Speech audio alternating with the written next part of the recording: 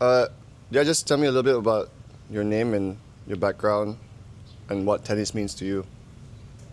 I'm Anthea. I'm from Hong Kong. I've played tennis since I was 9, but I have not played much for the last 20 years.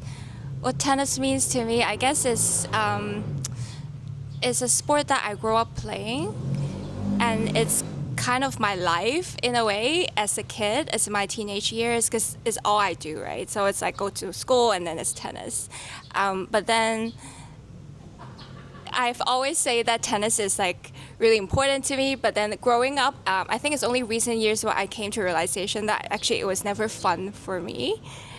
So I think at this stage of my life, it's like reassessing my relationship with tennis. Do you think what tennis wasn't fun, or like the pressure and training and the expectation that wasn't fun? What was it like for you? How did you get to a point where tennis wasn't fun? Yeah, because I think my parents signed me up for tennis. I didn't ask for it.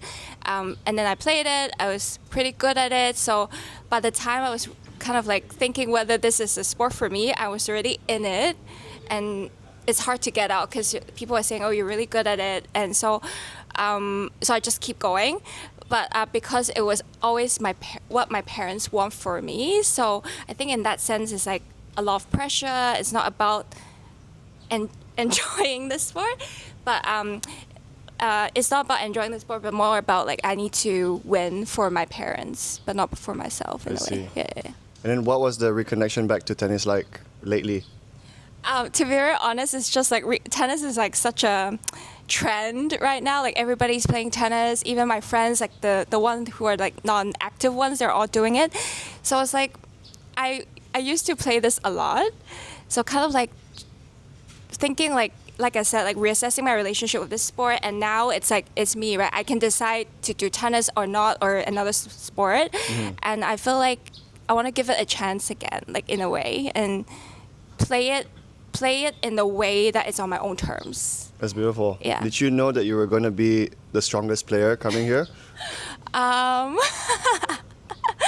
Maybe, I don't know. What was going I through might your have head? guessed because Yeah. I know that like usually people who joined tennis retreats are the ones who may be in the earlier stage of their tennis journey. So I kind of have guessed. Yeah. But which is not a thing that I care on. Yeah, why Yeah. not? I mean, for someone that has been playing, I guess because you're also trying to reconnect with tennis, it's going to be something fun for you. Yeah. But Yeah. let's say, was it fun for you? Yeah, I guess if I want to play with really great players, I could have done it in Hong Kong with my tennis friends. Yeah. Like if I want a really good game, right? So here I'm just like want to have fun. So I'm not expecting to play in a very high competitive level. Otherwise, I would have gone to like a tennis camp instead of tennis retreat. So I actually don't mind all levels. I think it's just fun to be with a group of people who enjoys tennis, and also I think it's also good for me to see a lot of them who just started their tennis journey, and you see how excited and passionate that they want to grow in this sport. I think is actually what I want to see, because Yeah. I'm someone who is far from like ahead of the journey, but kind of stopped and not moved for so many years. Correct. I think it's like it's very good for me refreshing for me to see how they see that sport. It's like a beginner's mindset for me. Definitely. Yeah. We had quite competitive players in this trip.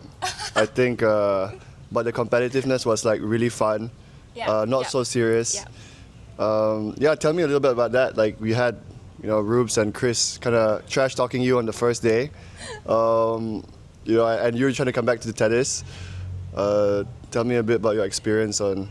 Yeah. I guess because I kind of like what I was sharing with you that I was just here to have fun, right? But I can't control how everybody feel and approach this retreat. So I think it's also a good reminder of like how I approach the situation when, let's say, I want to do fun, but some people are more competitive. Like how do I approach the situation. I think it's fun. Like they're just like making the sport more fun, and also I like see the excitement in their eyes and excitement of the game, and that's what makes tennis beautiful. But deep down inside, because you've had so much time and experience, did the athlete kick in and say like, yeah, you guys, there's no way you guys are beating me? Maybe deep down, yes. Yes. Yeah? I was You're not like, worried. That athlete side was not worried? Yeah, not worried. I see. You're just like, all right, these guys can try, but I know what I got.